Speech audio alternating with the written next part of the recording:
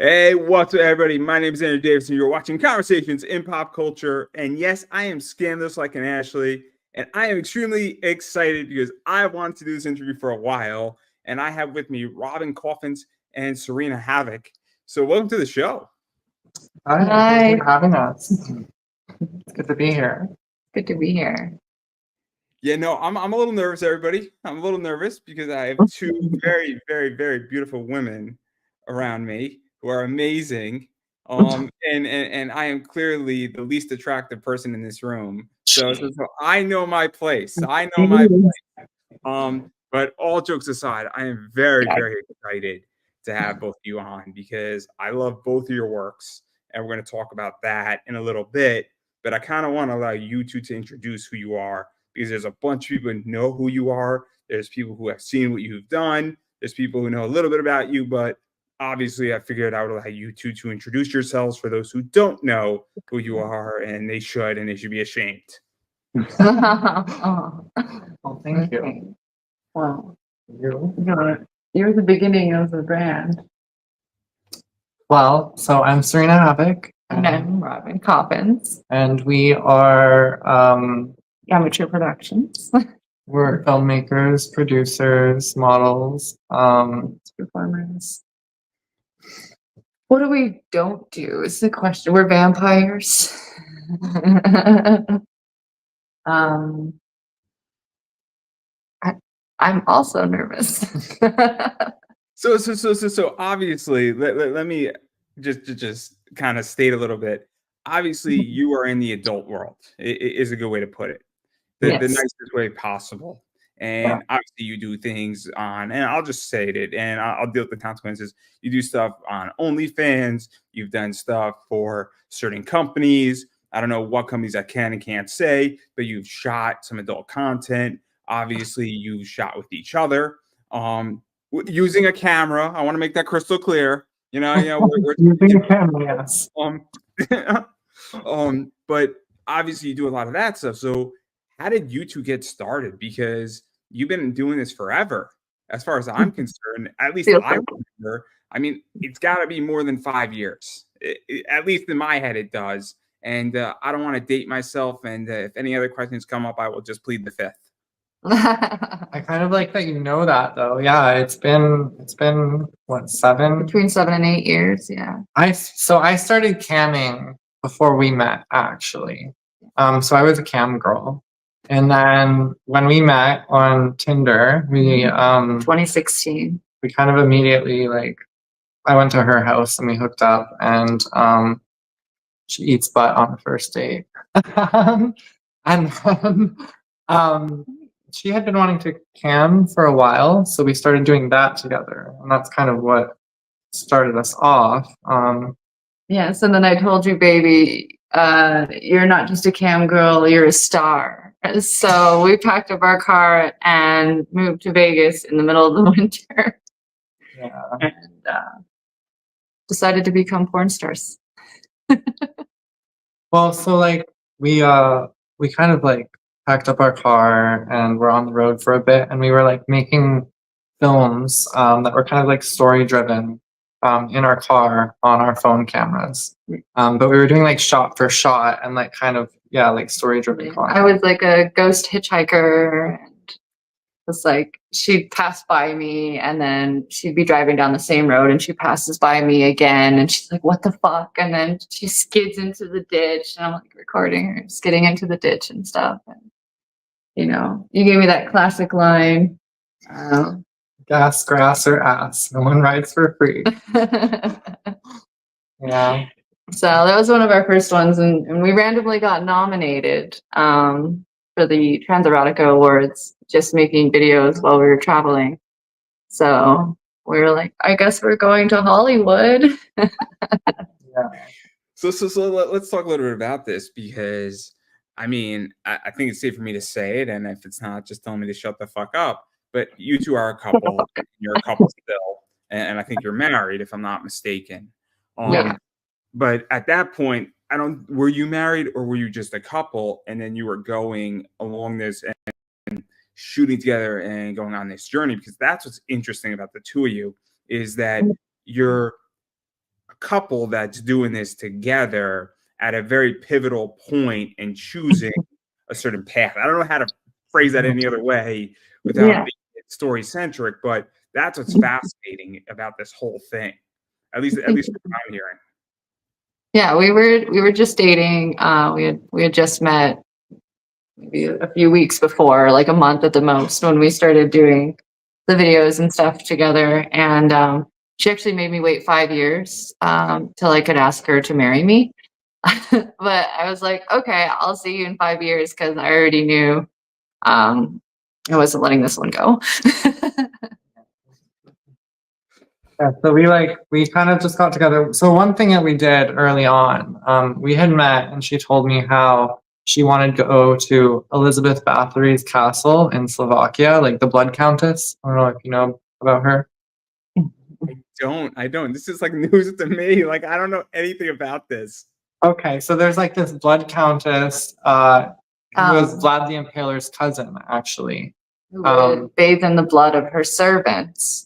And actually, a lot of Bram Stoker's story about Dracula is based off of her kind of mixed in with her cousin, funny enough. So I always dreamed of going to this castle. And just as we had started dating, we ended up going out to Hungary and visiting the castle. And it was her bucket list item. So I was like, well, let's just go do it. So we went and we did this crazy trip. We have to make a video about that sometime. And we got to the middle of Slovakia to this castle, and we were like, maybe we'll film something there. And everyone's like, don't do it. Don't do it. You might get arrested. You were telling me. I was freaking. Yeah, I was freaking to it. But we ended up filming a video in this old castle ruins on the top of a mountain, and it was pretty cool. That was the night we almost died, but that's another story. Yeah, so we just did like a lot of traveling around to different places together and stuff. We were just like always together and coming up with new cool stuff to do. It wasn't so much about getting like attention or gaining any sort of like notoriety. It was more just like for us to have fun and to go do more adventures. Yeah, we both always wanted an adventure buddy. So when we met, it was game on. So to even go into this a little bit too, because obviously if you're filming this and the internet in 2016 was not the internet in 2008, if that makes any sense. And obviously, I don't know when OnlyFans came into existence or many vids, but I think Clips for Sale was around, and there's some other stuff. So obviously distribution of that content, it's obviously a lot bigger now, and there's a lot more, I think, liberation of distribution channels, which I'm sure people are more than happy to challenge me on that. But for argument's sake, for my question, what was that like? Because you could easily just put it up on Clips for Sale or ManyVids or something similar to that, and then your content's getting out there, or you can put it on Pornhub, or you could just self-publish it and not worry about the, I guess, economic back end of it. But what was that like? Because one video kind of broke and you got nominated, and then all of a sudden it's kind of attention. Right? I mean, that's what happened, right? Yeah. Yeah, we posted it everywhere. ManyVids, Pornhub. It was pre-OnlyFans, though. Pre-OnlyFans, but we had our own personal site, SarinaandRobin.com. And so, yeah, it was on all of our sites. And, it's a little bit scary because we could technically get in trouble for it if, the authorities found out. But it's fine. It's fine now. That was like 7 years ago. Yeah, but I had been kind of shown by a friend, like the ManyVids thing, and there was one that was called Extra Lunch Money back in the day. I hear it's still around, but it's so it's been interesting. There's been like multiple sites and stuff that have kind of come and gone, but yeah, you never know which one's gonna shut down, because sometimes you have a bunch of eggs in one of those baskets, like Pornhub, and stops making money, right? Because they couldn't accept money anymore, and it was crazy. But ManyVids has been pretty solid for the last few years. I think that's been our main one. Mm-hmm. That's initially what we posted it on. Yeah. So our first videos went up on there for sure. So to even go further into this though, so obviously you're doing this stuff and then you get nominated, and what was that like? Because it's like I came out of the blue, right? Like, you're like, what the fuck? Like, have you ever Yeah. gotten an award, right? In 8th grade, I got an award, and they pulled me out of a class, and then someone's like, "Oh, Andrew got called down to the office," and an ex-friend of mine then told his mom, and then my mom's like, "Oh, did you get called down for the office for something?" I'm like, "I'm not too sure if I'm getting something, Mom. I don't know." And then like I had no fucking clue because like it just like legitimately went in one side of my head and out the other. And Yeah. I'm like, okay, I don't really know what happened, but I don't care. Like, and so what was this like? Because you're nominated, and it's like cool, like, or is it like this is Well, awesome? What is it? Because it, for me, being from Canada, I had never been to like LA. I had never been to, so like I didn't know the Trans Erotica Awards even existed really. I didn't know much about the industry, but to be nominated at an award show in Los Angeles, I was like, well, yeah, I have to go. It's Hollywood. Like, it was very nerve-wracking, of course. But like I felt like it was really nice because I felt really accepted right away. Like we met some immediate friends that are still friends till today. And so it was really nice and cool to be nominated. We were like, how would people even think to nominate us? Kind of thing. Yeah. We're But just doing our own thing, and then we got a nomination. We were just shocked. it just felt like fun little projects, kind of. Yeah, like high school projects. You do a little video, and then you do a little editing, and then you do a little bit. Oh, I was using like Windows Movie Maker and Okay. a broken computer when we started too. The computer screen is smashed. It's a 32 gigabyte tablet. A little tiny screen. But we were determined. So I think the determination maybe paid off a little bit. and then obviously even going further into this, and obviously just jumping a little bit ahead, because obviously, I mean, you two obviously have your website. You obviously were doing a lot more content. You've done content with a bunch of other people, and then you also have done separate content. I think you both have many vids, and like, what has that been like? Because clearly, if you've been doing this since 2016, I mean, this is, if my math is correct, 8-9 years kind of doing this. Around And there, yeah. so what is this like? Because obviously technology has changed, liberation has changed. The introduction of OnlyFans is a whole new stratosphere. Yes. And what has that been like? Because loyal fans, Thrawn, I think, is another one, right? So what has that been like? Because that obviously allows you to do a lot more content and a lot more material and a lot more other shit, for lack of a better word. It's been interesting, like learning the new platforms and stuff every time there's like a new favorite one that people are into, and but it's been making distribution a lot easier these days. Like you only had one or two sites before that you could really put anything on. So like now we can get it across and get more eyes on the things that we do. We're trying to like, what is it, like remaster some of the old ones and like get them distributed properly now, where they didn't get the attention that they did when we first started. Yeah, it's been kind of interesting. There's been some like older stuff that maybe we thought wasn't usable at the time or stuff like that, but now we're going and looking back on it and being like, what were we thinking? We can release this. Even our first video together that we ever did still has not been released to this day, because we want to make sure that it's done properly. But it'll be cool when it comes out at like the 10 years and we're like, hey, this is the first video we did. But yeah, the distribution has been good, and stuff like Neon Vampire that we've been able to get out across multiple platforms, and then news articles, and then like even some stuff in like magazines or DVDs. We're picking them up this weekend. So I want to even talk about this a little bit too, because obviously I come from the Kickstarter comic world, and a friend of mine just said what OnlyFans is it's crowdfunding in a certain way, and it's just crowdfunding in for I'll say it, and feel free to challenge me, but OnlyFans is known for adult content. It doesn't have to be adult content. You don't have to do adult content on OnlyFans. There are people who do music, there are people who do other things, but mostly OnlyFans is adult content, but it's crowdfunding. But also, you as a backer of OnlyFans get content out of it. So there's nothing wrong with OnlyFans being a crowdfunder for adult content. But it also, I think, with distribution, it also makes potentially earnings more predictable. Because if you have a subscription model and you know that you're going to have 300 subscribers paying you $15 a month, you have an idea roughly, and you could estimate very conservatively, you're going to make X amount of money if you are stable enough on OnlyFans and they don't shut down your account. And that's been, I think, a major problem. I think just in any creation is, am I going to get paid next month? Because Yeah. it doesn't matter if you can distribute content. If you're not making any money, I mean, you got to eat, right? Yeah, definitely.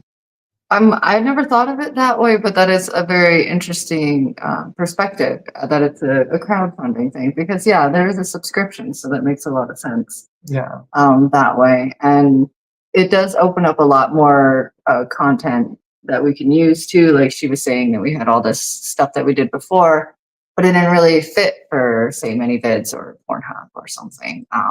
But on OnlyFans, you can put anything up there, and people love it. Like, yeah, it's really cool being able to connect with fans in like a way where you can post like, hey, here's what I'm doing today, or like, here's a 30-second or 2-minute clip of something. So it doesn't feel like it has to be a whole production all the time, but you get to kind of show like, you know, your daily life or behind the scenes or stuff like that that people wouldn't normally get to see. Yeah. I like seeing the reaction to that and seeing what people like. And then, you know, even to go a little bit further, like you were saying, the crowdfunding thing.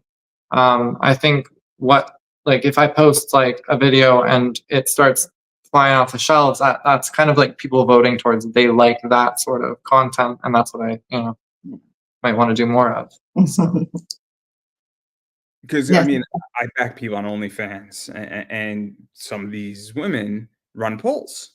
What content do you want to see me get made?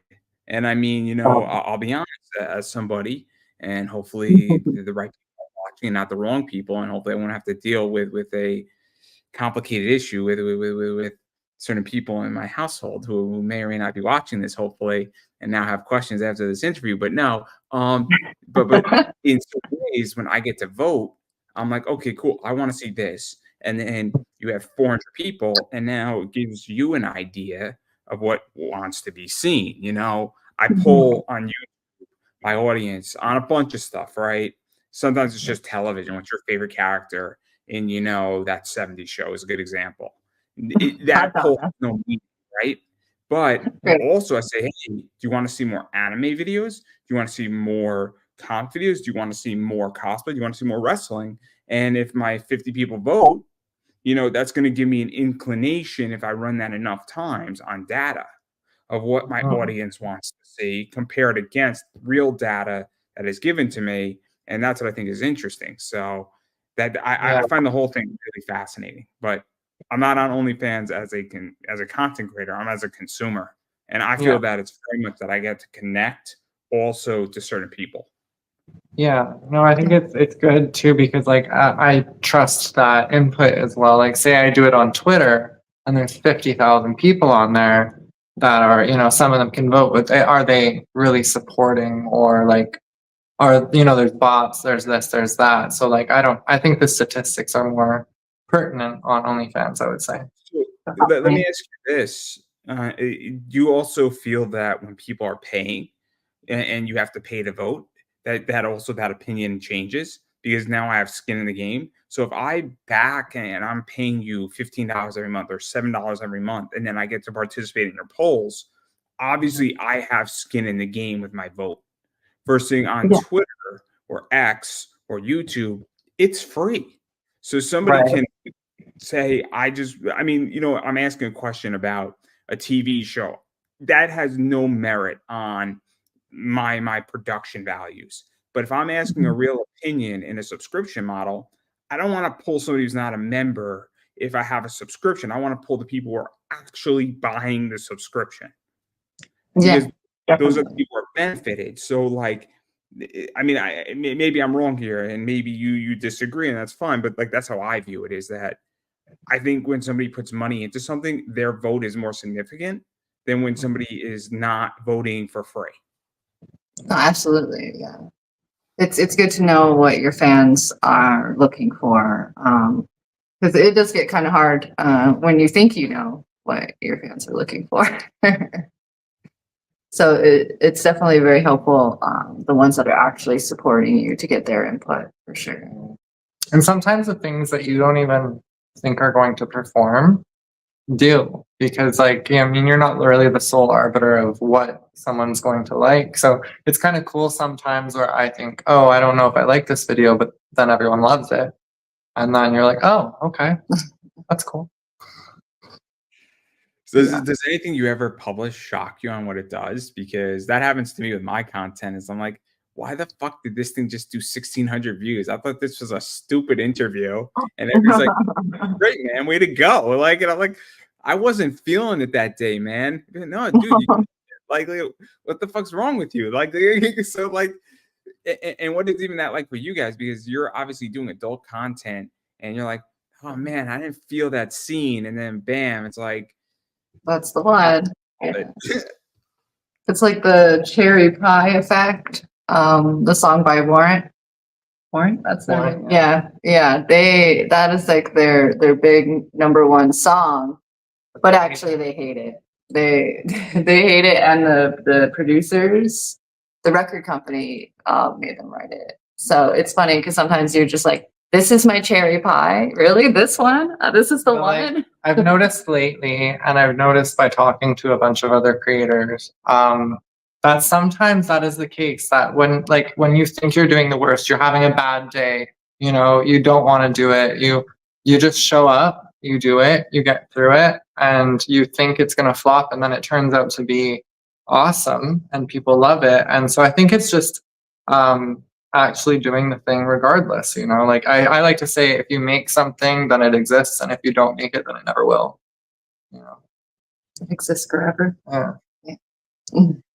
oh, that's interesting. That's interesting. And then I mean, I'm going to circle back to something too, because obviously you're now also looking at older content that you mentioned earlier in this interview, and some of that's never been released, or some of it needs to be remastered.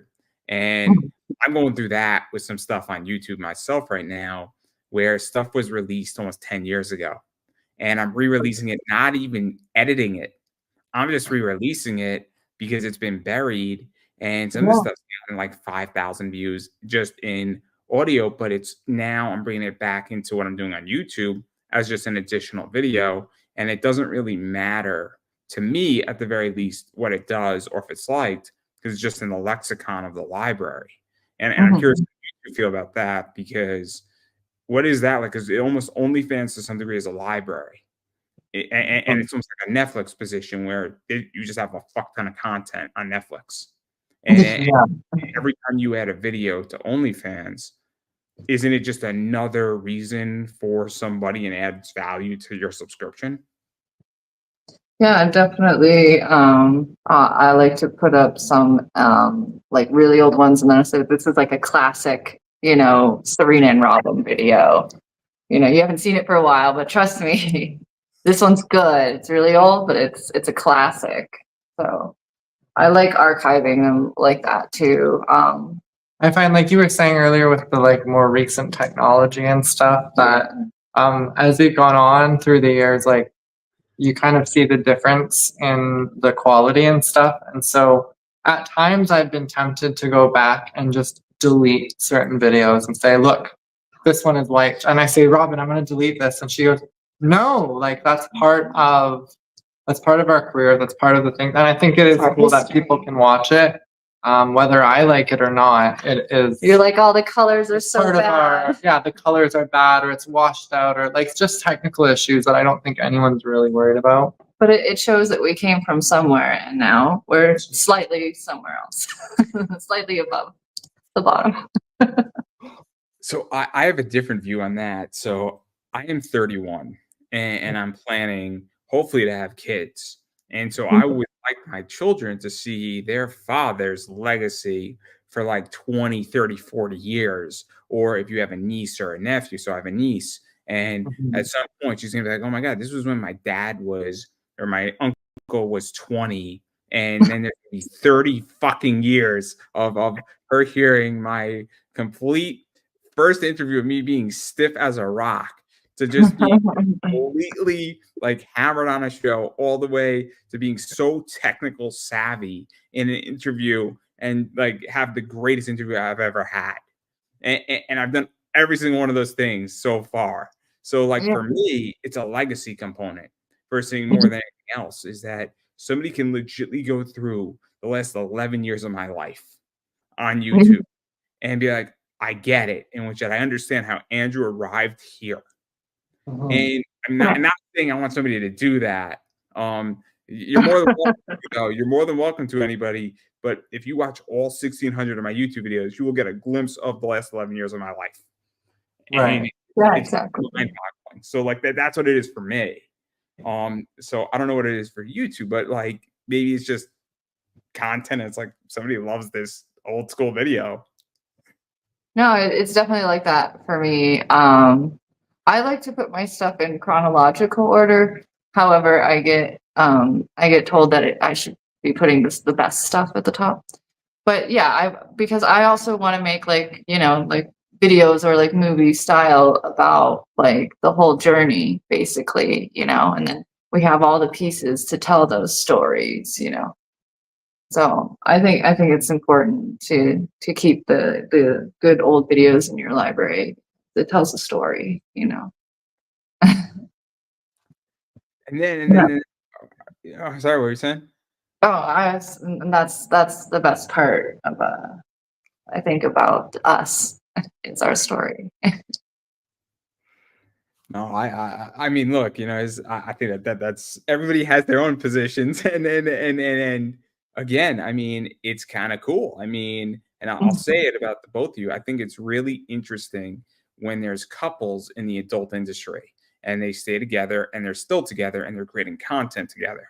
Because I'm not in the adult industry, so I can't make any statements, but I can imagine that I don't know the statistic on couples in the adult industry.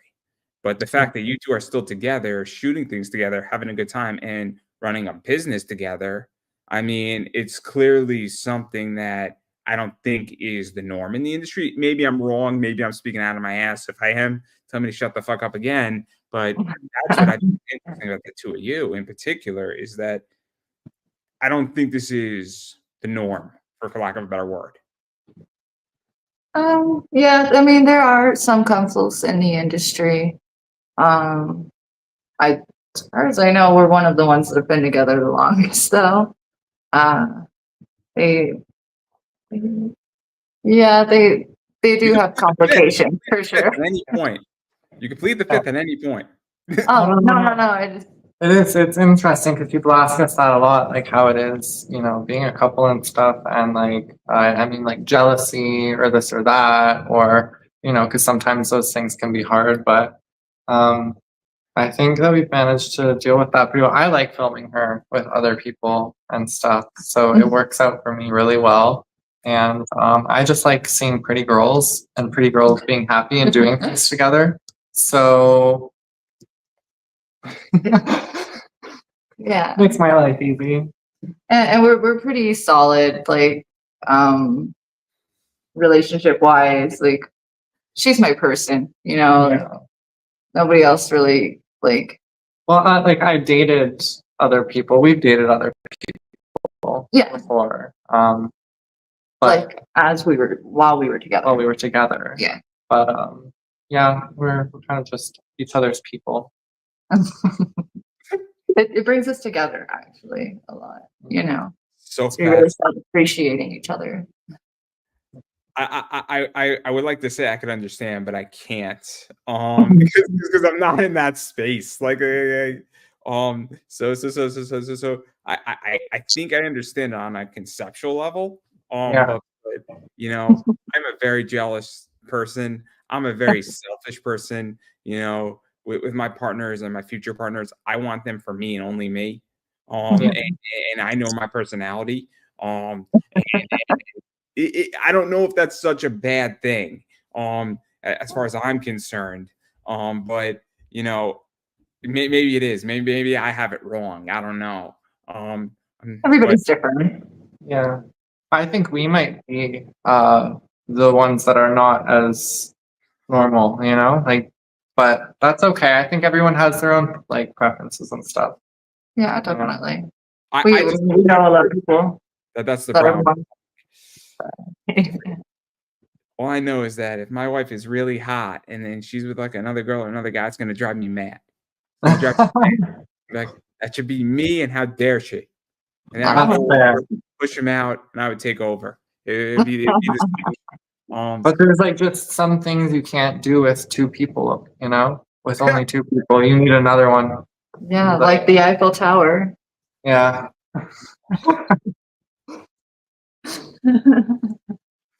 There are so many things I could say to that.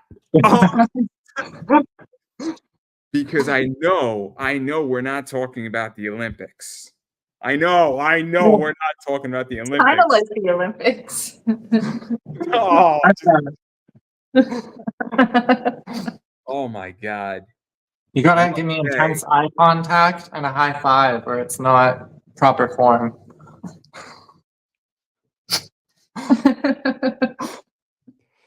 Oh my Oh, jeez. I have nothing to say. I have nothing to say. Nothing, Andrew.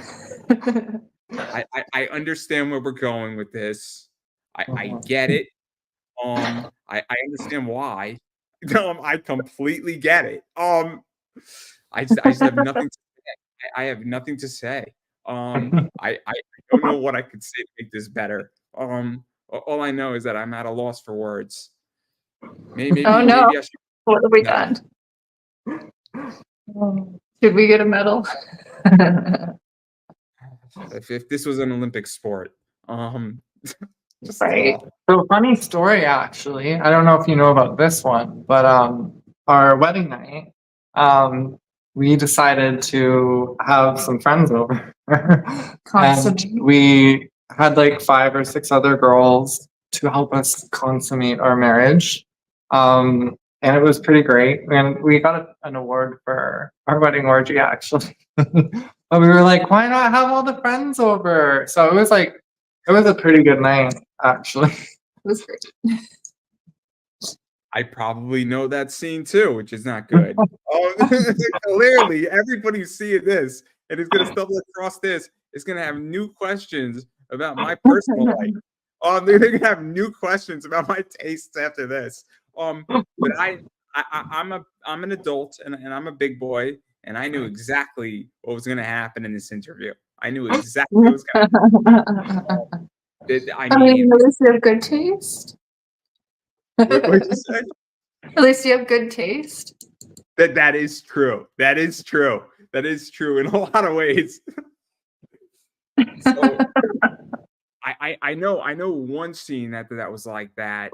I think my favorite scene was when either you blindfolded Sarina or Robin was blindfolded and snuck into the apartment with 2 other girls. I think T.S. Foxy was in that scene too. And yeah. It was my birthday. that's a good scene. That one was great. Foxy's amazing. I love Foxy so much. She's the sweetest angel. It's funny because in the intro of that scene, when like we're bringing Robin in, and I'm like, look what I got you. She was like actually nervous, so you can see. And I was just like freeze. Froze up and didn't know what to say. I'm so excited. I know it was my first time working with Foxy, so yeah. Scene. I know the Ashley Aspen scene. Oh yeah, that's a good one. That's a good one. Show was canceled. What'd you say? The concert was canceled. Oh yeah. It's always fun coming up with like the little scenarios and stuff, you know, before you know, it's fun for us, I think. That's what I think. And then even going further into this too, because obviously I think both of you do customs as well. Yes. And so what is that like? Because letting other people also come with ideas is fun. And you know, I like the idea of customization. I think just in general, I love the idea of customization. And I've said this before across the board, where the things that are going to dictate media is when I can watch something, big libraries and complete customization. And it's not just adult stuff; it's also the idea of just everything else. And so, Yeah. what is that like? Because somebody might have a fun idea, and you're like, "Oh, I didn't even think of that," right? And Yeah. then they're paying for it.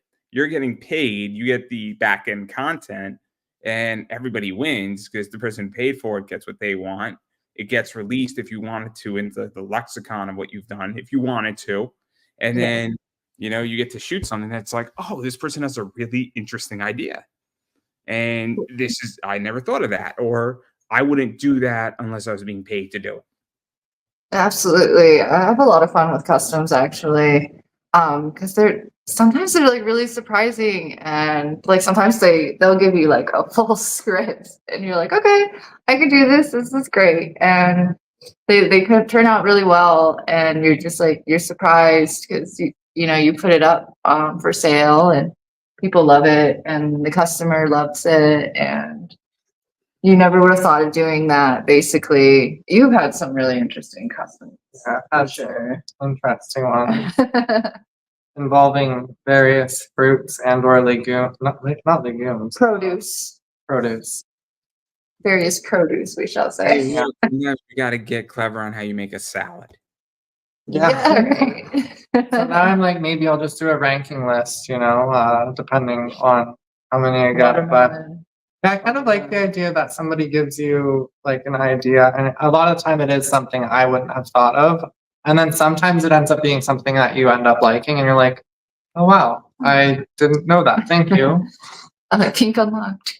Yeah. So there was some- I like customs. I like the idea of it. I like doing them. I like every once in a while treating myself appropriately with one because why not? Why the fuck not? They're fun. I like to be in the director's seat, right? Isn't Yeah. that like? I think so.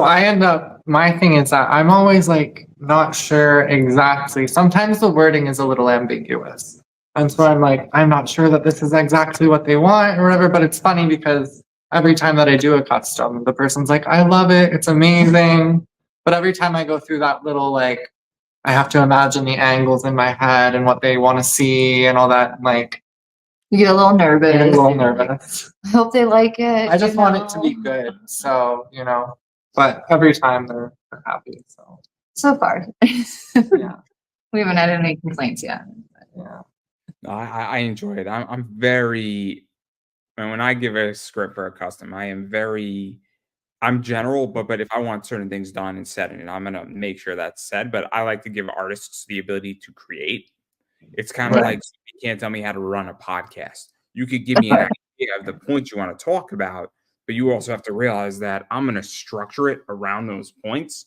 But you can't tell me word for word what's going to happen. It's not going to work. And I don't like if I buy into comic, covers and variants. Again, you can tell me the idea you want, or I can tell my artist the idea I want, but I'm not gonna say you gotta draw the line this way and this way, and I need her smile to be this big. Like that's not because that's just gonna fuck somebody up. Right. And I ordered a very expensive commission. And I said I want it like firefighter sexy Samantha, which is what this artist did 3 years ago. It was a Robin Hood in front of the Flatiron building in a fire suspenders covering her breasts, holding up like the fire with the peeking out. And so I said, I wanted to go with this character in Van Helsing.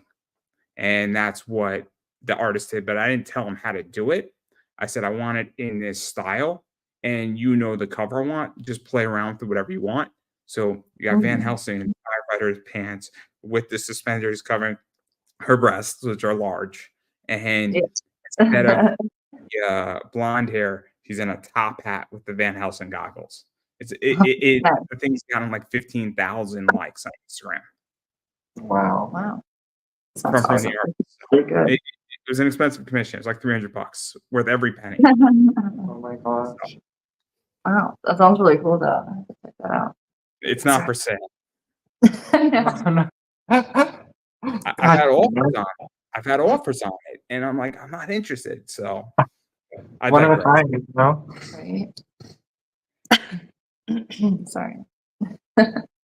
But I do want to shift gears because I do want to talk about the thing that you mentioned earlier as well, which is my favorite thing the two of you have done, and that is neon vampires. Neon vampire. So break this down for me because there was neon vampires, what I think is number one, even though it's not. I mean, it's got a better title. I'm sure you're going to tell me what that title is. I don't remember off the top of my head. The beginning. What'd you say? Choking. Neon Vampire 1 is the beginning. She's choking. I'm choking. It's a little dry here. Sorry. Is she okay? Like, You good? Okay, she's good. Okay. All right. Sorry, my eyes are watering. Okay. Yes. So Neon Vampire number 1 was called The Beginning. Yes. That one was with Darcy Diamond and myself. And I'm still choking. somebody tried to take the queen's spot, didn't they? I did.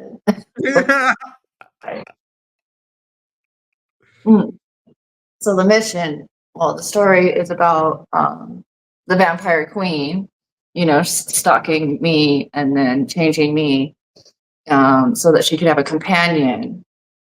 Only I'm disgruntled because I didn't get, you know, a choice, you know, the classic like Lestat kind of thing. Like I didn't get a choice. And so I get upset and I, you know, I run off and I try to find a better way, you know, instead of having to kill people in order to sustain my life. And then that's where the neon vampire part comes in. So I'm creating an army of these new vampires to take over. They're hybrid energy vampires and blood vampires as a hybrid breed. So I take the crown and I become the queen of the vampires. So to talk about this, because I think was that done more mainstream and with more of a mainstream production company, the first one, or was that one done by you guys? So it was a story that we wrote and we approached Alterotic to collaborate with us because their photographer, Ivan, he's really good at cinematography. And we've been sitting on this story for a couple of years and we were looking for the right person to be able to film it because, you know, we can't film it and be in it at the same time. It's really hard. So a lot of the, like, we gave him like a vision board and we wrote a whole script and casted everybody. So he did the videography and we did the editing together. He did a lot of the editing. But it was mostly a big amateur productions project that we brought Alterotic on board. So that's why it had that kind of studio look to it. And they're producing the DVDs for us. We're going to pick those up this weekend. So we're very excited about that. Yeah, it was kind of one of those projects where like you want to make it, but you have to have it look a specific way. You know, like I hate making writing something really big and then it just not looking how you wanted. So Ivan was kind of the perfect person to team up with on that. He was. He has such an eye for that. Sorry. You know why I asked the question for those who are not in the know exactly, because at some point with these stories, one of these, I think you guys crowdfunded somewhere in there. You raised money, I think, on Indiegogo, which I think is interesting in its own right. With that, I'm actually a little bit surprised that that was even allowed on Indiegogo. So that's also interesting, right? In its own right. So what was that whole thing? Because you're obviously teaming up with a studio and a production company that's going to help you, but you're also doing some stuff on crowdfunding with it, and then you're shooting stuff, and then you're bringing other people in, and then you made the cast bigger, I guess. So what was that whole thing? Because that's so interesting, because I've never heard of porn getting crowdfunding. Yeah, the crowdfunding part actually was after Neon Vampire, like the trilogy DVD was finished. It was like a more recent thing. So we're looking like we're writing number 2 and we're looking into producing that, which was what the crowdfunding is for. I think the production is going to be a little more difficult on this one, just because like we're getting so close to deadlines, like for October. But like, so the first one, the whole trilogy was basically Robin and I funded the whole thing. And so that was a little difficult. Like a year later now, we're seeing the benefits, and it's been responded to very well. And Let's talk about that too. Let's talk about that too, because that's interesting as well. Where obviously any business requires capital and risk, but that doesn't mean you don't have headaches. My hair is gray due to my business, and and the risks that I've taken, and there's been plenty of benefit, and I'm thrilled what I've done. But what is that like? Because when you're funding it, and I don't know exactly how much it is, and you don't have to answer that, but I would say it's a significant amount of cash, right? It's not $100 is my point. No, makeup alone for the amount of, what was it? Probably 6 or 7 models on the one day. Yeah. And then I'll ask you, I'll put it a different way, and we can go higher or lower. So my friends over at Zenoscope went to San Diego Comic-Con.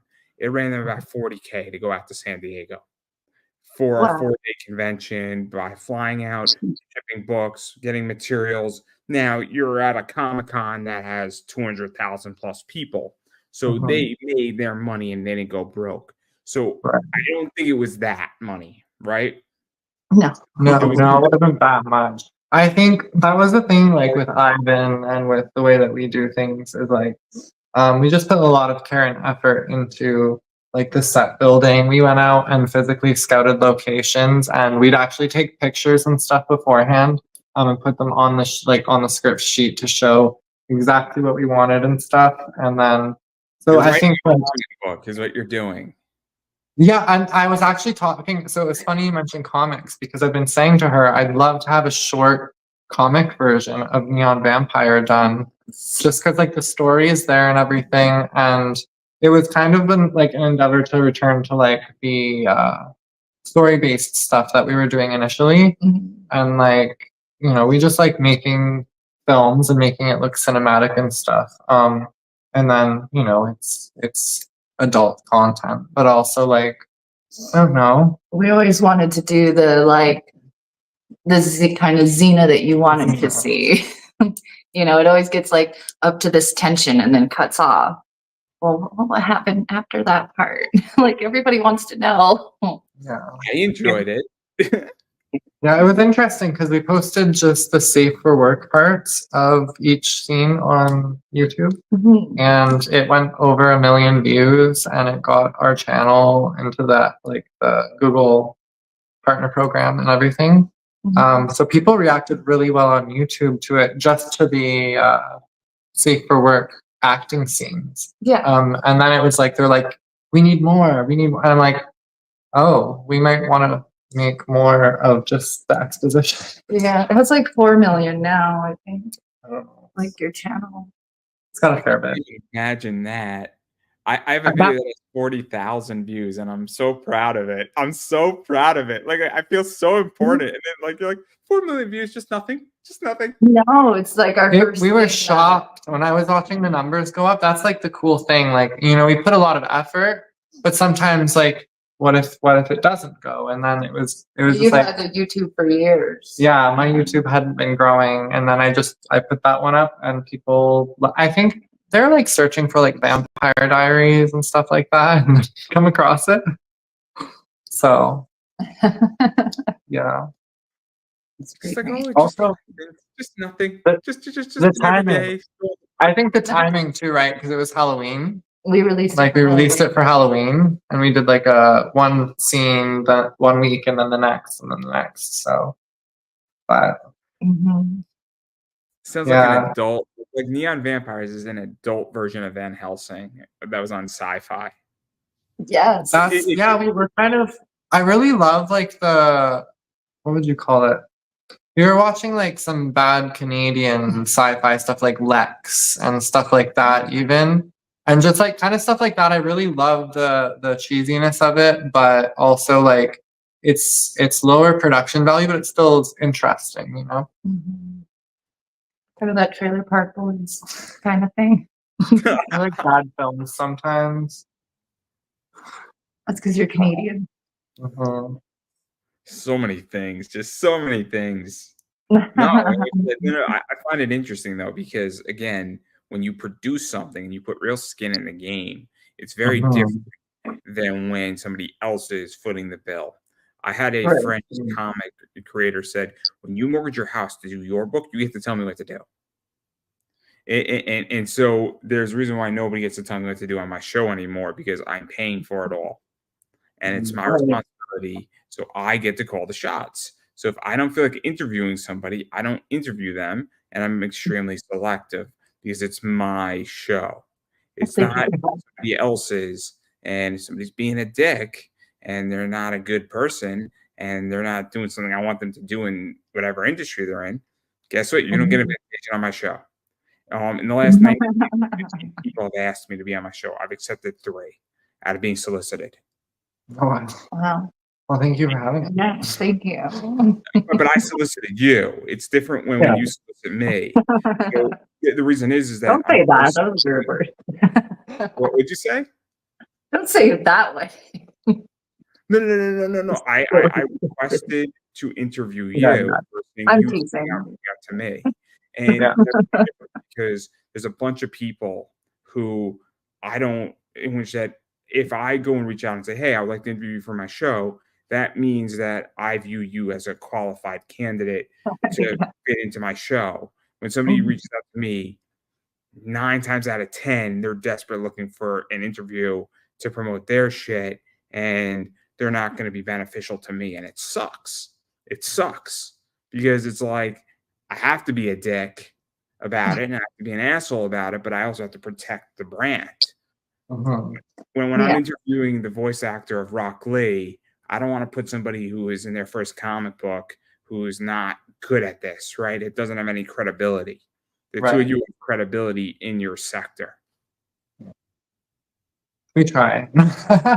So, so I guess the point. So what you were saying, like so we basically we had like it was several $1,000s, let's say, at least, I'm sure, to produce. But we were just like we could play another game. So my burn rate every 90 days is on my eBay business is probably about 4,500 every 90 days. 45 to 5,500 every 90 days is what I'm burning through on merchandise. Oh wow. So I mean, every 90 days I'm pulling in 20 to 22,000 sales. So I have a high burn rate. So again, higher or lower versus my burn rate for the budget for the film, for production or what capital you put in. The reason why I ask it that way is because the skin in the game matters. And I think what you two have done with this is that when you have $4,000 into a project, there's no you're going to go through to the end of the project.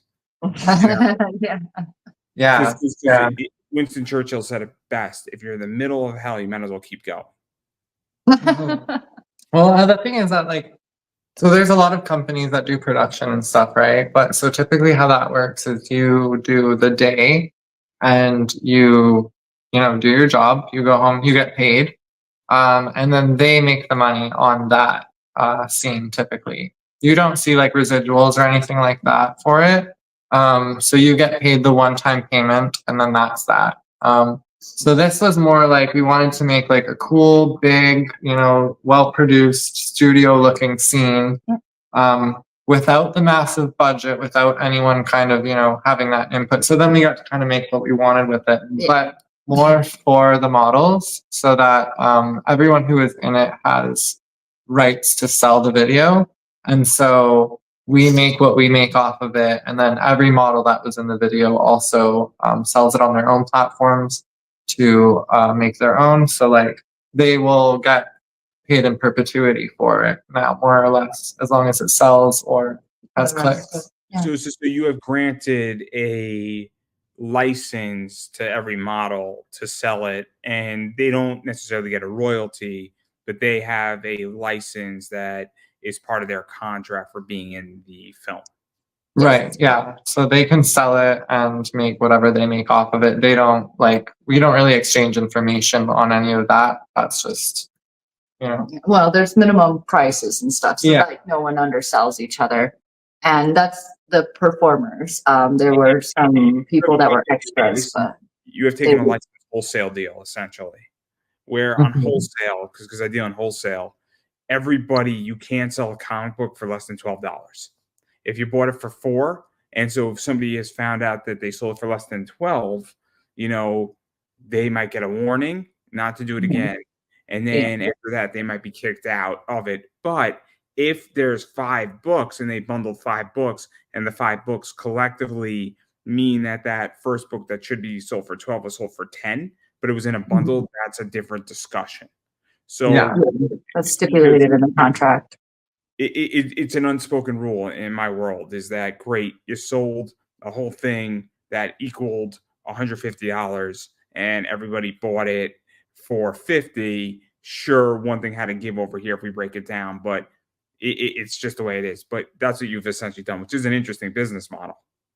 Yeah. Yeah. And we would normally, if it was like a bundle thing, you'd say that the bundle has to be at least this much amount to cover, the video that is in question. Therefore, everybody still gets. It's smart because you've essentially you've given a license agreement without having to take capital out of your production or your wallet or have accounting for it. Because you've handed over the product. That's actually really, really smart, because you haven't granted a royalty, you've granted profits out of something. And then it's up to them to promote it and all the models in it. All that's I don't know if that was the intention, but it's pretty smart. Well, and then it gets also the eyes, they promote it and then they promote it so more people see it as well. And yeah, it's it's cross promotion. And then I mean, some of the other models, maybe if they have a bigger following, or maybe their fans buy more stuff, they might stand to make more off of it. But we would like the models to make the money and not so much other people. But you also you two are in it too. So you sell it on your thing too. So you're still getting a bite of the apple. So it's not like, it's not like you're getting left out in the cold. I mean, I don't know. Yeah, we do produce stuff of other models, and so that's what the amateur productions thing is as well. Yeah. That started 6 years ago or something in Canada. Because I was hey, I like filming. So we came up with some ideas for some friends and did some shoots for them, and just have been getting more into that recently though. Yeah, they really loved it though, and they said that it's their best-selling videos, even 6 years ago, the videos that we were doing for people.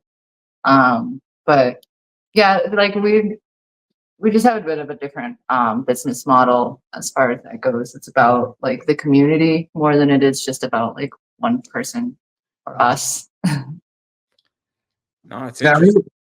We were driving up to Quebec on our own dime back in the day. 7 hours to go shoot people, edit the content for them, give them the content or whatever, just because we wanted to do cool things, basically. I mean, I kind of see it as you get an internship sometimes, an unpaid internship.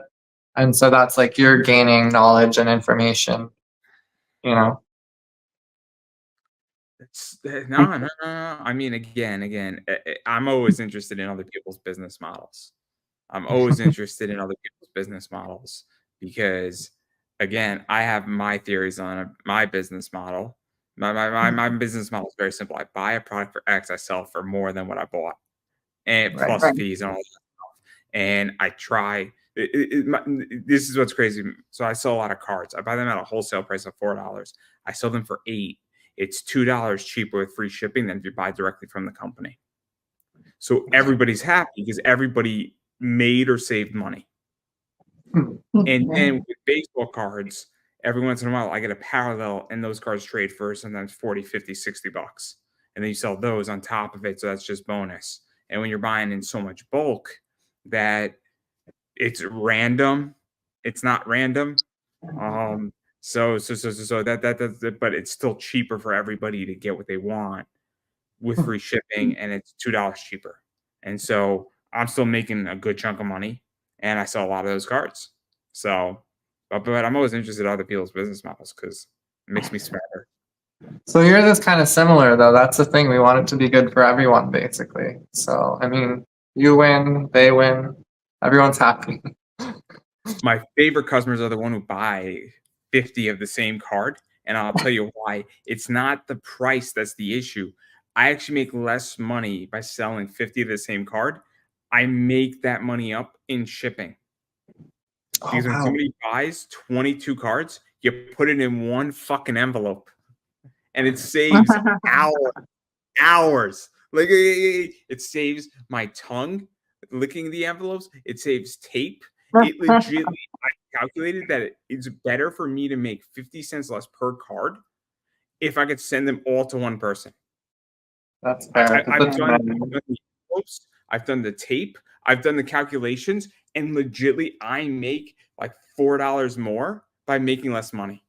It's insane. That makes sense, though. Yeah. Do you sell baseball cards? Baseball and the WNBA. Oh, okay. The WNBA has made me so much money. It is disturbingly sick how much money it's made me.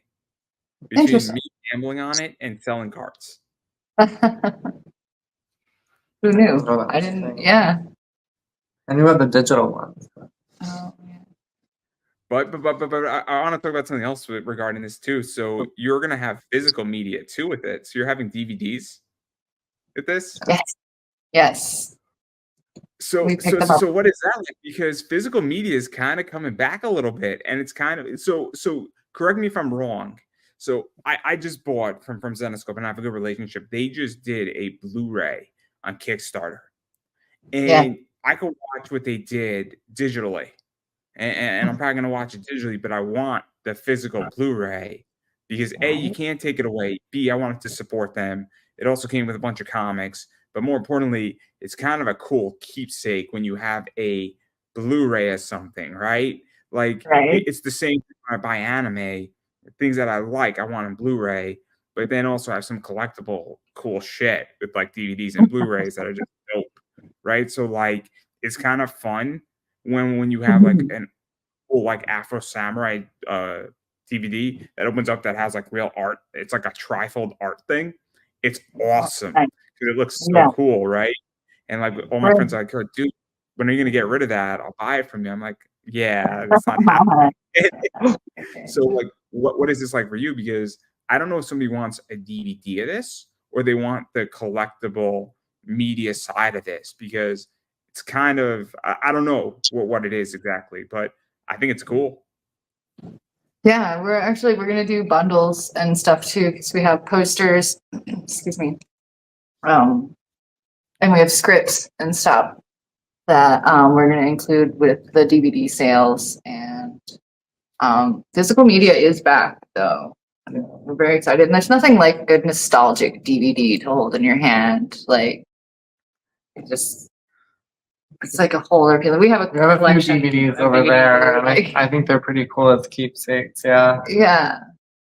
I'm the physical media thing. I do think has been seeing a bit of a resurgence. Like especially, I don't know how DVDs are doing, but like vinyl, for example, I like buying vinyl records now just because then it's like a physical thing, and then I mean the audio quality is different than the digital, obviously, but yeah, I guess we'll have to see when we get them. I don't know. I've seen a picture of them so far. I know. I want to hold it.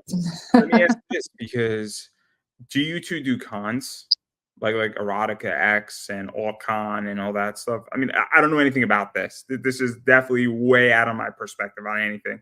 I just know my friend Pat Chan does stuff there where he's a comic writer and he does not safe for work comic books and he cleans up. He cleans. He was at like Exotica in Jersey and DC, and he cleans up because he's the only comic guy there doing it, and he cleans up. That's smart. That's smart. Yeah, we've done a few. We want to expand a bit because we've mostly done like AVN Expo and the ones in this area. But we want to get out to like the Florida and Jersey area soon. Yeah. We're working on getting Serena her green card.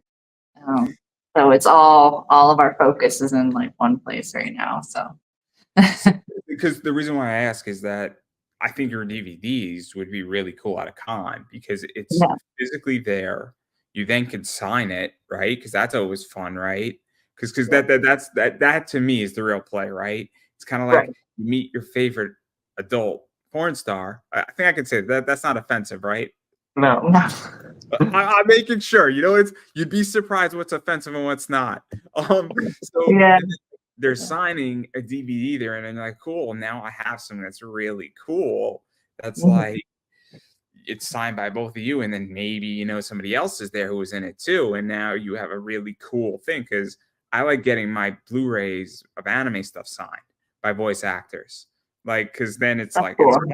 So like I would imagine maybe I'm wrong. Maybe I'm the weird one here. Maybe No, we're no, definitely I not. was telling her, I was like, it would be nice to get a couple copies, maybe like 3 copies of it, and get them signed by everybody, all the models in it.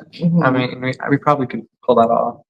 Yeah, most of them are here in But Vegas. So. it would be cool in person being able to sign them and stuff. I like to go sometimes to like Deja Vu here and sign the DVDs that they have with me and leave them back on the shelf.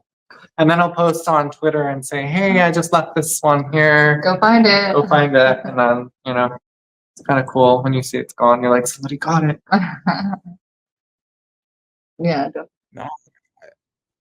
I like the idea of the physical media. I like the posters. I'm not touching the poster because I definitely can't hang that up in my house. I know I can't hang that up in my house.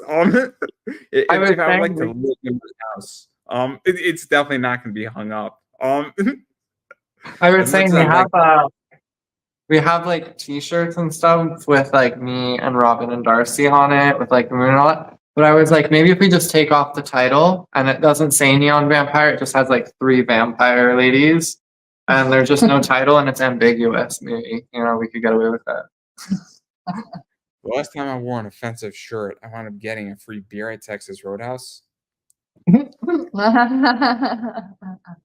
I wore my LFC shirt, and it's Bella Inc. and Julian Hex fighting each other, and it's Julian Hex's ass is on like the front of the shirt. And so the guy and like 2 or 3 waiters were like, "Hey man, like I don't mean to like." They were like really quiet, be like, "Yo, like where'd you get that shirt? Because that's awesome." and then with 4 or 5 people started asking you that question, like, dude, like I want to make a big deal, but like, where'd you get that shirt?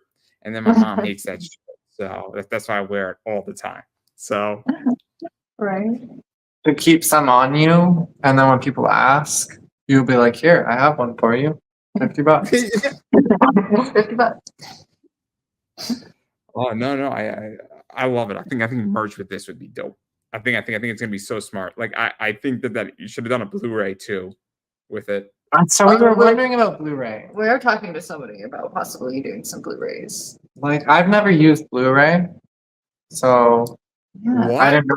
Yeah, no, I didn't know how big of a thing it, like, I used DVDs before. I don't know. Oh my god. Are they actually that much more superior? They're There's like a 10 million things I could say that's wrong with you. This is the top of the list. Yeah. But they're 1080, right? They are 1080 or they're 4K. Oh, okay. So it's 1080 or it could be, and then there's 4K Blu-rays, which are sick.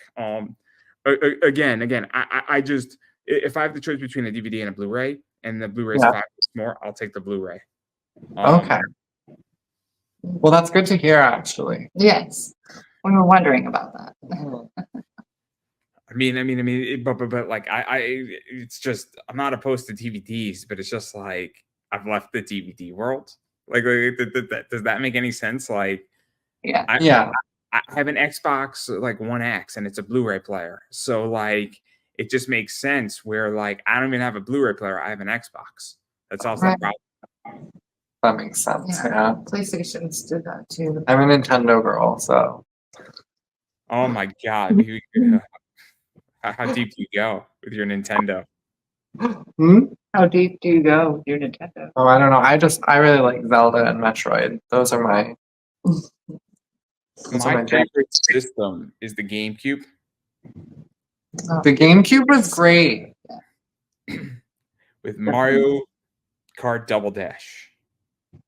Yeah. Super Mario Sunshine was really great too, actually. I think it was cool. Different, but I was bad at that game. I liked Animal Crossing. That was fun. That was like my speed. I liked the Harvest Moon Magical Melody. Harvest Moon was good. I like Yeah. Harvest Moon. Mineral Town was fun. I have a bit of a kink for forcing everyone to play Mario Party with me. Oh my god, that's great too. And Mario Kart. But And Mario Kart, but mostly Mario Party. Yeah. And then I just talk shit the whole time. Mario Party ruined video games for me for like 6 years. Oh no, why? I had an ex friend who was fucking nut job and fucking crazy, and thank God I'm no longer associated. So we're playing Mario Party, right? Mario Party is a relatively tame game, right? It's a fun game, right? So Depends. apparently he gets massively competitive, and then I beat him in Mario Party, and he went ape shit. He's yelling and he's going all, and I'm like, we're playing Mario Party, dude. Like calm the fuck down, like. And then he became like a fucked up sociopath in high school, and then the friendship was dying because he wanted to be valedictorian and he got saladictorian, and then it was all about his college career. And meanwhile, it's like you gotta like fucking chill out. If Mario Party makes you go ape shit, you got bigger problems. Right. It's not Monopoly or It's something. not Monopoly. I mean, at least play a competitive game. Like I don't know, like Double Dash. Like Or 007 GoldenEye. I've had That's people go fist over that one. that's a I great played game. that for the first time this She just year, played that. Finally. like 6 months ago. She was confused by the controls though, because the axes are switched. I hate inverted axes. Oh man, my friend has like an NES, like 64. So Oh. he's pulling out one of those, and he's game hunting. So he got the blockbuster Flintstone game just recently. Ooh, that sounds interesting. So that was a game exclusively for Blockbuster. Oh. I don't think I played that then. No. It's not a good game. It's just Okay, it's good just a cool game to have in your collection because it's like an orange cartridge, right? Okay. Oh yeah. And you legitly had to like go like steal it from Blockbuster. So Blockbuster went under, and a bunch of people just didn't return it. That's how people got them. Oh my It's god. probably worth so much now too. Yeah. I think it's like maybe like $80, which is high, 80 to 100. So it's not hard to it's not ultra expensive, but it's just a pain in the ass to find them. It's rare. I still have a copy of Ocarina of Time sealed in the box, the collector's edition. Damn. I'm like, I don't think I can ever open it.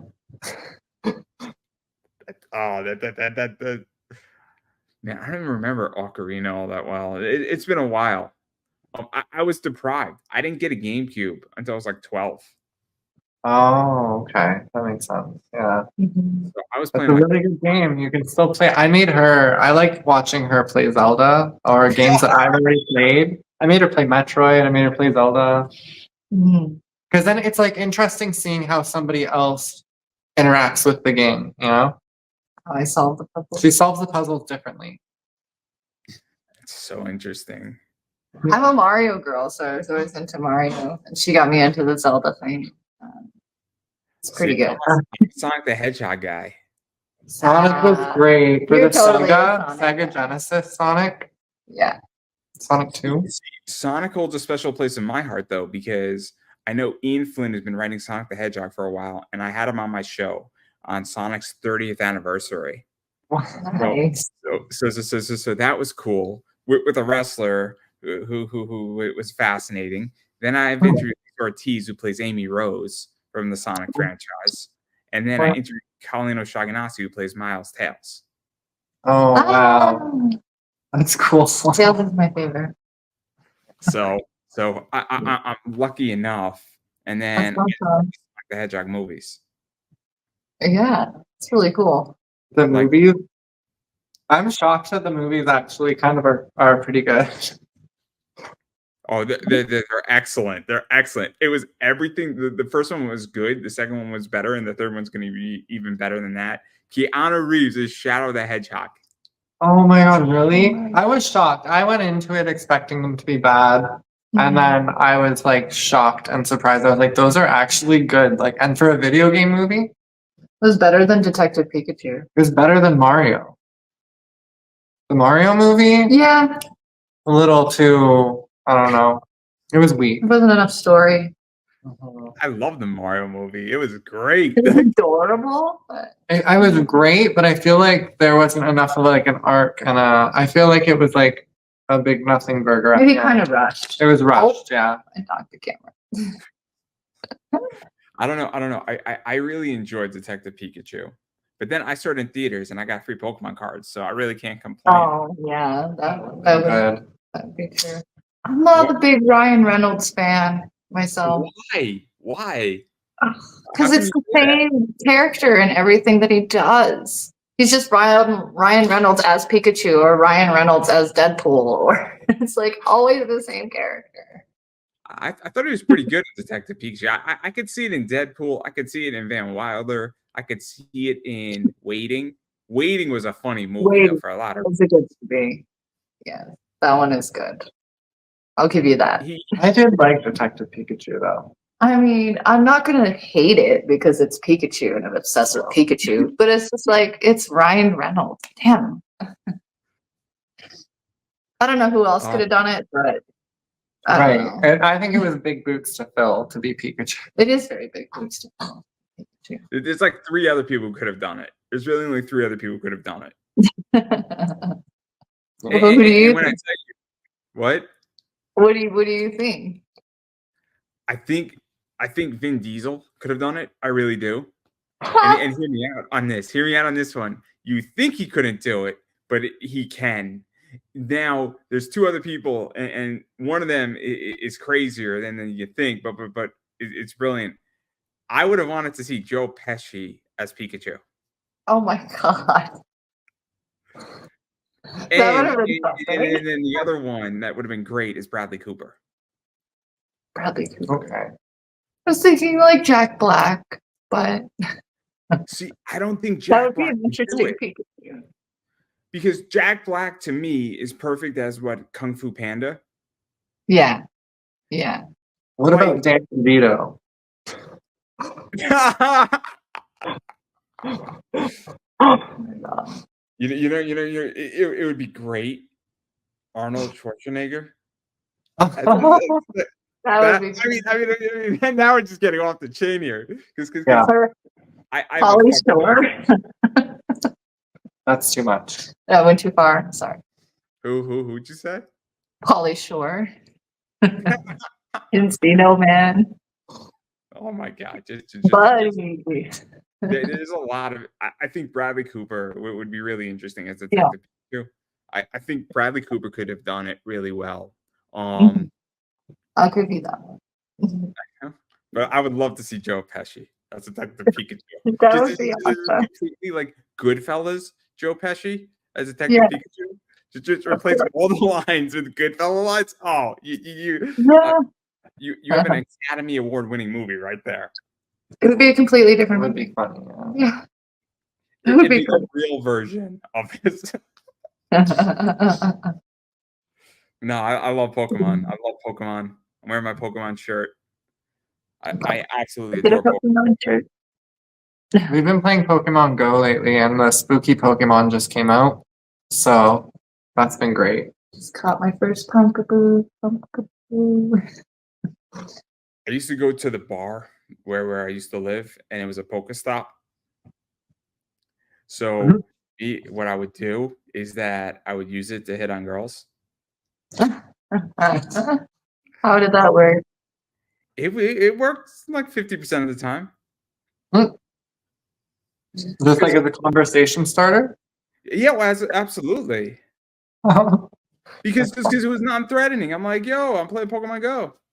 Let's see if I Yeah, can catch this Pokemon. Can I buy you a drink? It just flowed a certain way. that's true. Because again, you know what it is? Somebody's there, and I was just like, I'm gonna go catch this Pokemon. Do you want to help? Do you want to help? Yes. Let's team up. We were doing that in Mexico. Our Spanish isn't very good, but we would just be like, Pokemon? and they'd be like, yeah. So we'd get a group together. Yeah, for a little raid. The most successful pickup line, though. Most successful pickup line I've ever done was I was at a bar with my friend. My friend went to the bathroom. I went to the bar. I see this girl. She looks cute. And then I'm like, hey, what's up? Completely ignores me. Then my friend Eric, who's very, very attractive, might I add, goes, and I'm like, oh, yeah, this is my friend Eric. He's fighting Brock Lesnar tomorrow night. Brock Lesnar is like a 320-pound former UFC champion. And Oh. what happened is that she didn't know who he was, but the way I just said it completely defused her because I just didn't care. and then, I'm trying to hook up my friend who was driving with her, and then I would disappear and do whatever I wanted to do. And turns out I wound up speaking to her, and I called every single decision she was making. She went to the bathroom, and then like another guy was into her who was her friend, and she completely like brushed him off. And like I just called every single shot, and I said they went to the bathroom, and then she's going to come back a little bit cold. I'm going to say something witty, and then she's going to warm right back up. And for like 6 hours, I was just calling her, and like my friend Eric was just like, dude, how are you calling it like this? And I'm like, the writing was on the wall, bro. It was all there. But yeah, no. But. So you're playing Pokemon Go? Yeah, like every day. Yeah, it's We played it years ago, like when we were doing a lot of traveling, and then we've just been so busy lately we haven't picked it up. And then just recently, in the last couple months, we started playing again. We're really I into it. graduated from Pokemon Go. I played for like 6 months. We graduated. Yeah, I like the attitude. I love the attitude. what did you graduate to? Yeah. I graduated to playing a bunch of different games for money.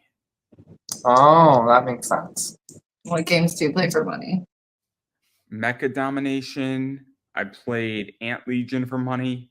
Because all these, so there's a site called Inbox Dollar, and once you reach certain levels, they either give you $1, $1.50, $5, $20, and so I play. Takes me, I usually get $3 or $4 per game, then I drop it because you have 30 days to complete. I move on to the next one. I didn't know any of those were real. So what it is that they're trying to get you to play the game and then buy things in the game. Oh, so they're trying to give you something and then get it back. But you could do it without it. Oh. You don't have to pay for anything, and then you just simply take the lowest fruit denominator and you move on to the next one, and the next one, and the next one. Oh my God. I thought you were everything. This is what I do. I find ways how to reverse engineer everything. That's really interesting. I didn't know that was a thing. I used to do those silly, what do you say? I don't know what they're called, survey things, but that didn't work out very well. I take those too on Inbox Dollar. Yeah. The referrals used to be the good thing on that. I would go on like Craigslist and post the thing and then get the referral. You should see my referral on DraftKings. Oh my God. That's just disturbing. Oh my gosh. Apparently there's like digital cards too, the sports cards. There's like digital ones that are also like Yeah, You I can don't sell do them. that. Yeah. I'm a big crypto guy. Yeah. I have a lot of money in Bitcoin and I have a lot of money in Ethereum right now.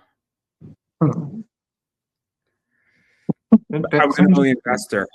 I was buying like Ethereum and Bitcoin when it was like $1,200. So I bought a bunch of Bitcoin when it was $1,200. It's now sitting at like 53,000. Oh my Holy God. shit.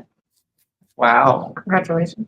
And people thought I would. People said, Andrew, you're wrong. You're gonna lose all your money. And I'm like, guys, buy it now. Like, listen, like, I don't need to tell you anything. If you're like, you're wrong and you're gonna fail. Wow. We'll see. Well, now you're laughing.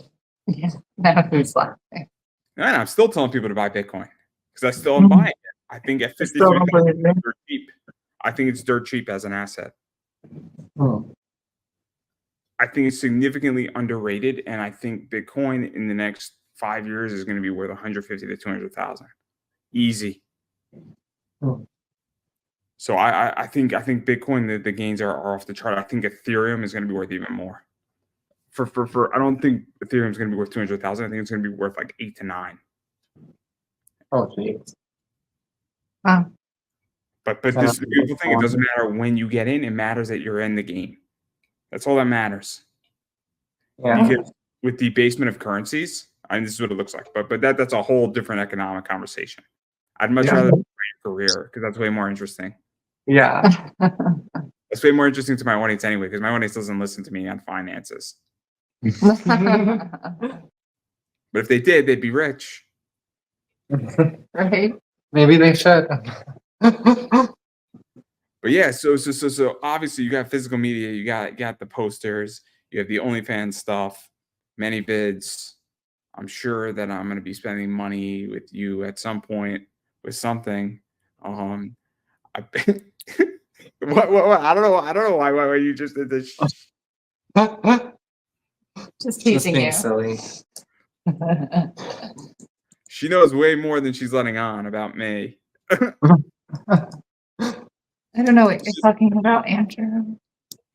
It's okay. You can just plead the fifth. But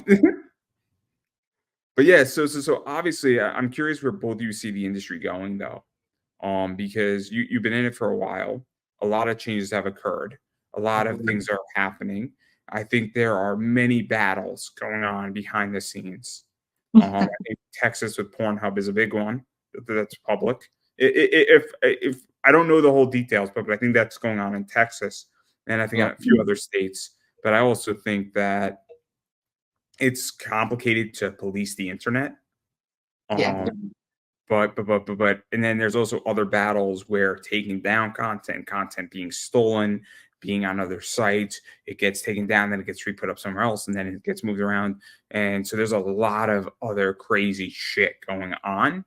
So obviously, I don't know where you guys see this going and where it's evolving to the whole adult industry, because it's complicated, I think, on a multitude of levels.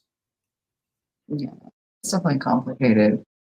That was many questions in one question. Sorry. It's okay. It's okay. Yeah, the Texas thing is scary, and then the requiring people to upload their ID to access porn sites as well. It's a scary concept because that would change the game a lot. I don't think it's actually going to go through, but if it did, that could be very hard on the porn world for sure. Well, statistically, let's say I look at statistics a lot, and America, let's say, makes up 43% of our viewers at times. So, like, if America even alone is affected in many states by these sorts of laws, then of course that would probably see some sort of decrease. But like, I don't know. I think it's moving more towards like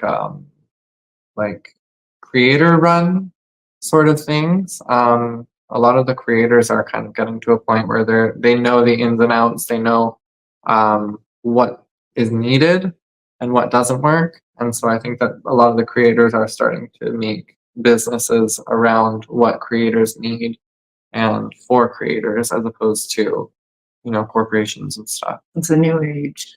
Yeah. It's kind of the wild, wild west. With the collaborations and stuff now, where it's just you kind of like, hey, do you want to collab? Like, so. And then everybody makes money off of that. Definitely changing a lot. No. That again, I don't know where it's going. I have Yeah. opinions, and I think that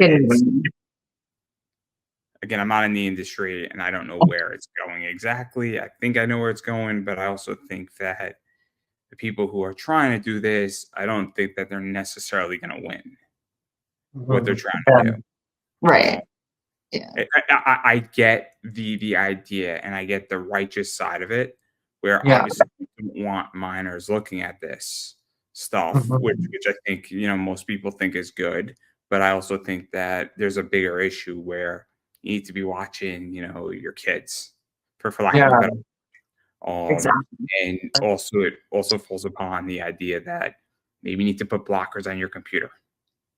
Right. Yeah, I think that there's definitely that aspect. I mean, even so my social media, for example, even my Instagram, I have it locked so that nobody under 18 can even see my account because I don't want that. So it's like, I think there needs to be more safeguards in place for sure.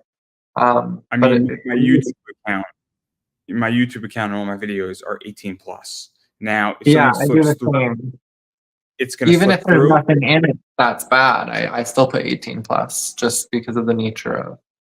I don't want a 16-year-old around on my channel. No. Like for a different reason. A 16-year-old has no money. Right, that's what I'm saying. There's no money.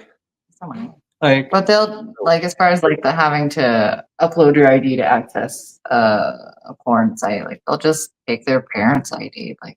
It's just silly. They're not going to follow the rules.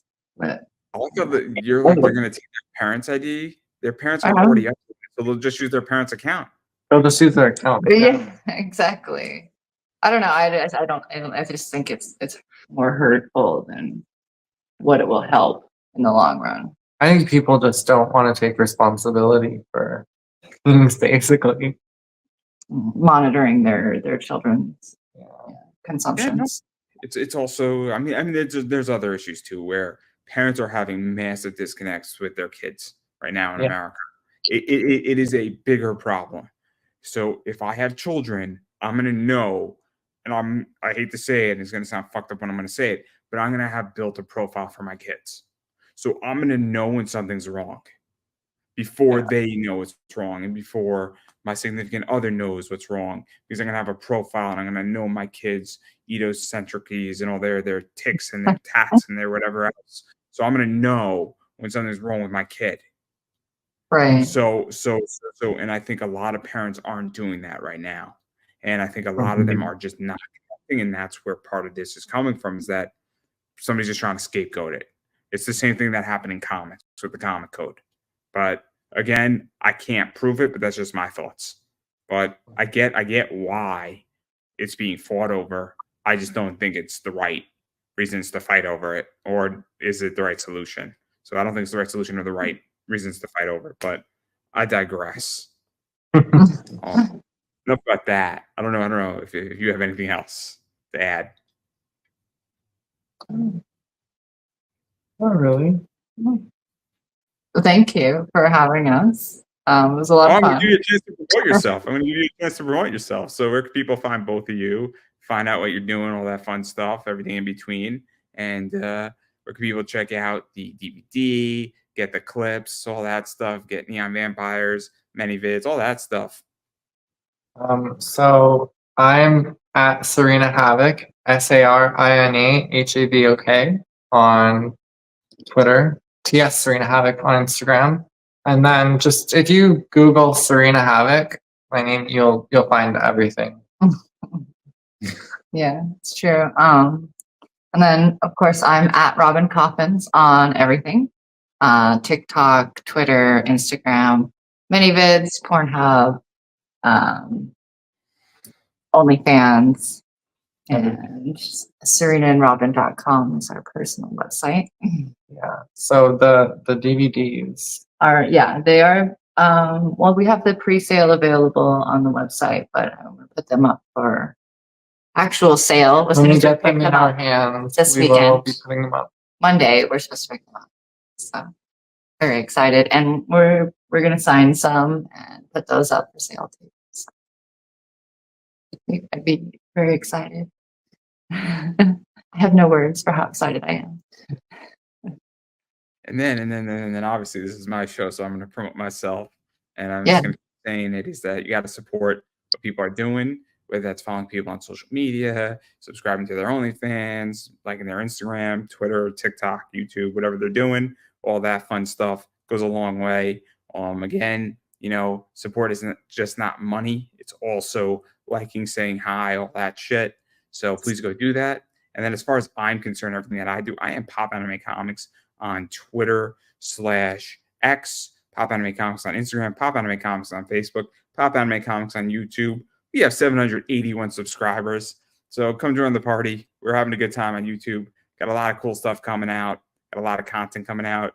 You can look at my early interviews starting in October. So I'm just they're rare. They're rare, and they're going to be interesting. There's some good stuff in there, but it's also the early days. It's like the Lost. It's like the vault, right?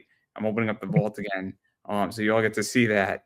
And then as far as everything else goes, obviously, if I didn't say it already, I'm Pop Anime Comics on TikTok, and I do have an eBay store. And so come look for comics and collectibles. Come shop with us on eBay at Pop Anime Comics Collectibles. I got some really cool items like this in my store. I have all 15 of this book readily available for you. I have all 15 of this book that I bought out the whole print run. It's all foily. It's all shiny. It's awesome. It's an awesome product. I have 8 of these left. So apparently people are telling that they can't see it, which is interesting in its own right. And then I carry cards like this, which is a base relic card where earlier this year, Major League Baseball honored Willie Mays, and they played at Rickwood, which is one of the first and oldest Negro League stadiums. And Major League Baseball is recognizing those players and those stadiums. So this is a game-used base from the game that they played at Rickwood Field down in Alabama. So really cool, and I have one of those still available in my store. So it's a rare card. It's limited to 99 or less, and it goes to 49, and then it goes down to 25, 10, 1. So cool card, and I'm asking like 170, but if you offer me 160, I'll take it. So yes, that's everything that I got going on, and that's everything that I got going on. So I don't know who wants the final word. Vampire. And I don't think I could have said that any better myself already. That is a wrap.